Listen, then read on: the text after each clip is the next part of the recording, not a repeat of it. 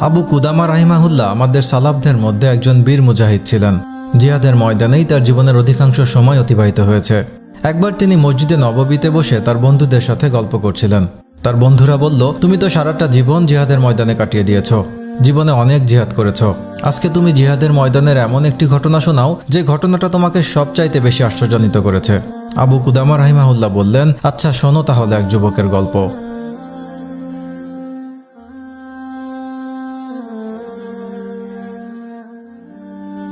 আমরা একবার রোমানদের বিরুদ্ধে জিহাদ করার জন্য ফোরাত নদীর তীরে অবস্থিত দিনা নামক শহরের উপর দিয়ে যাচ্ছিলাম। পথিমধ্যে একটি উট কেনার জন্য এক জায়গায় যাত্রাবিরতি করলাম। আমাদের অবস্থানের খবর শুনে একজন মহিলা আসলেন। সে আমার সাথে দেখা করলো এবং বলল, আমার স্বামী জিহাদের ময়দানে শহীদ হয়েছেন, আমার কয়েকজন ছেলে জিহাদের ময়দানে শহীদ হয়েছেন, আমার কয়েকজন ভাই ছিল, তারাও জিহাদের ময়দানে শহীদ হয়েছেন। এখন শুধুমাত্র আমার একটি ছেলে আছে আর একটি মেয়ে আছে। আমার ছেলেটির বয়স 15 বছর।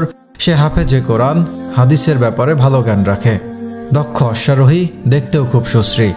আমার খুব ইচ্ছা ছেলেটিকে জিহাদে পাঠাবো, কিন্তু সে একটি কাজে শহরের বাইরে গেছে, এখনো ফিরে আসেনি। অপেক্ষায় আছি, সে আসলে আপনার সাথে জিহাদে পাঠিয়ে দিতাম। এখন আপনাকে দেওয়ার মতো আমার ঘরে কিছুই নেই। আফসোস, এত বড় একটি যুদ্ধ হচ্ছে আর আমি এটা থেকে বঞ্চিত থাকবো, এটা কিছুতেই হতে পারে না। তখন তিনি ধুলোই মাখা কয়েকটি মাথার চুল দিয়ে বললেন, এই চুলগুলোকে ঘোড়ার লাগাম হিসেবে ব্যবহার করবেন, যাতে এই বরকতময় যুদ্ধে অংশগ্রহণ করা থেকে আমি কিছুতেই বঞ্চিত না হই।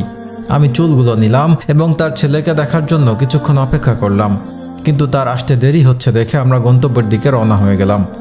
অনেক পথ অতিক্রম করার পর দেখতে পেলাম পিছন থেকে একজন অশ্বারোহী ধুলো উড়িয়ে ঊর্ধ্বশ্বাসে ছুটে আসছে।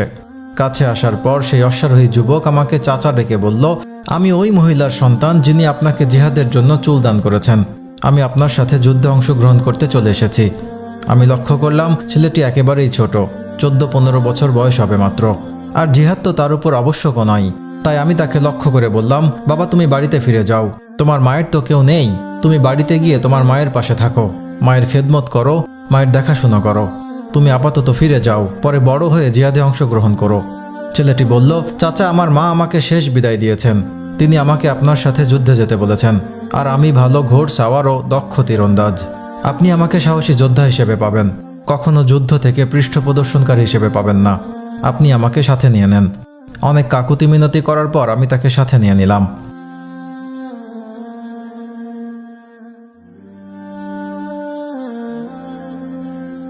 আমরা কিছু পথ অতিক্রম করে এক জায়গায় তাঁবু গাড়লাম ও যাত্রাবিরতি করলাম। যোদ্ধারা সবাই রোজা রেখেছিলেন, তাই সফর শেষে সবাই ক্লান্ত পরিশ্রান্ত। বিকেলবেলা রান্না করতে হবে। ছেলেটি বলল, চাচা আপনারা তো সবাই রোজা রেখেছেন, আপনারা ক্লান্ত, তাই রান্নার কাজটা আমিই করি। সে জোর করে বলল, তাই রান্নার দায়িত্বটা তাকেই দেওয়া হলো। মুজাহিদিনরা সবাই ঘুমিয়ে পড়লেন। রান্না করে এক পর্যায়ে ছেলেটিও ঘুমিয়ে পড়ল। আমি ঘুমন্ত অবস্থায় ছেলেটির দিকে তাকিয়ে দেখলাম সে ঘুমের মাঝে মিটমিট করে হাসছে। আমি অন্যান্য মুজাহিদ সাথীদের বিষয়টি দেখালাম। ছেলেটি ঘুম ভাঙার পর তাকে জিজ্ঞেস করলাম, তুমি হাসছিলে কেন? সে বলতে চাইল না। অনেক জোরাজুরির পর সে বলল, আমি দেখলাম স্বর্ণরৌপ্য দ্বারা নির্মিত বিশাল একটি প্রাসাদ। প্রাসাদটি দেখতে খুবই মনোরম ছিল। চাঁদের মতো উজ্জ্বল অনেকগুলো সুন্দরী মেয়ে সেই প্রাসাদ থেকে বের হয়ে আমাকে অভিনন্দন জানাতে লাগলো, আমাকে অভ্যর্থনা জানাচ্ছিল। আর তাদের মধ্যে থেকে একটি মেয়ে আমাকে ডাক দিয়ে বলল, হে মার্জিয়ার স্বামী, মার্জিয়া উপরে আছে। আমি প্রাসাদের উপরে চলে গেলাম। উপরে গিয়ে দেখি খুব সুন্দর একটি মেয়ে বসে আছে, যার উজ্জ্বলতা সূর্যের আলোকেও হার মানায়। আমি তাকে স্পর্শ করার জন্য তাড়াহুড়ো করছিলাম। সে আমাকে বলল, ধৈর্য ধরো, এখনো সময় হয়নি, আগামীকাল দুপুরে তুমি আমার সাক্ষাৎ পাবে। এরপর আমার ঘুম ভেঙে গেল। পরের দিন রোমানদের বিরুদ্ধে আমরা তুমুল যুদ্ধ করলাম। এক পর্যায়ে আমরা বিজয় লাভ করলাম, রোমানরা পরাজিত হলো। যুদ্ধ শেষে দেখা গেল আমাদের অনেক সাথী আহত হয়ে ময়দানে পড়ে আছে, সাথীরা তাদেরকে টেনে তুলছে। আমিও আহত সাথীদের মাঝে মনে মনে ওই ছেলেটিকে তালাশ করছিলাম। চারিদিক ঘুরে ঘুরে দেখছিলাম সে কোথায় আছে। হঠাৎ দেখতে পেলাম সেই ছেলেটি রক্তমাখা অবস্থায় পড়ে আছে। আমি দৌড়ে ওর কাছে গেলাম। ছেলেটি আমাকে লক্ষ্য করে বলল, চাচা আমি তো শহীদ হয়ে যাচ্ছি, আমার এই রক্তমাখা জামাটা আমার মাকে দিবেন আর বলবেন আপনার ছেলে তার ওয়াদা পূর্ণ করেছে, সে লড়াই করতে করতে বিজয় এনেছে, সে পিছু হটেনি, এতে করে আমার মা সান্ত্বনা পাবে। আর চাচা, আমি যে আপনাকে স্বপ্নে দেখা মার্জিয়ার কথা বলেছিলাম, মার্জিয়া আমার মাথার পাশেই দাঁড়িয়ে আছে, সে আমার জন্য অপেক্ষা করছে।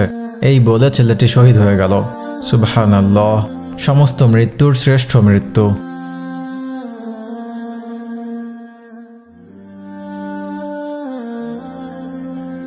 পরবর্তীতে আমরা যখন ফিরে আসছিলাম তখন সেই ছেলেটির বাড়িতে গেলাম।